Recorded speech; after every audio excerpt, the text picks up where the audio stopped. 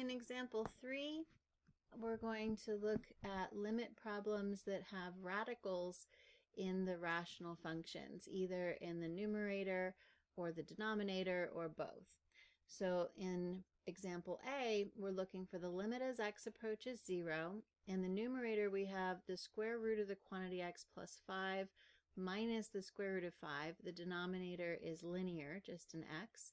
But if I were to put 0 in for direct substitution, I would end up with the square root of 5 minus the square root of 5 in the numerator, which is 0, divided by 0, and that's an indeterminate form.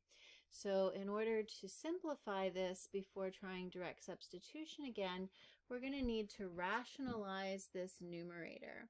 So we're going to multiply the top and the bottom by the conjugate of that numerator, which would form a difference of squares. So we'll use the square root of the quantity x plus 5, and then remember, to make a conjugate we use the opposite sign. So instead of minus, we'll use a plus, and then the square root of 5. But whatever we use to multiply by the numerator, we have to multiply the denominator by that same exact value so that we don't change the numeric value of our function. So top and bottom get multiplied by that conjugate. Okay, now in our next line, we'll have the limit as x approaches 0. And we created this conjugate to form a difference of squares. So remember, the difference of squares is a squared minus b squared is equal to a plus b times the quantity a minus b. So using that formula, we can take the square of our first term, which is going to eliminate the square root, and we'll have an x plus 5. And then minus, because it's a difference of squares, the square of the last term, and the square of the square root of 5 is just a 5. Then in the denominator, we have an x times, and then this binomial square root of the quantity x plus 5 plus the square root of 5.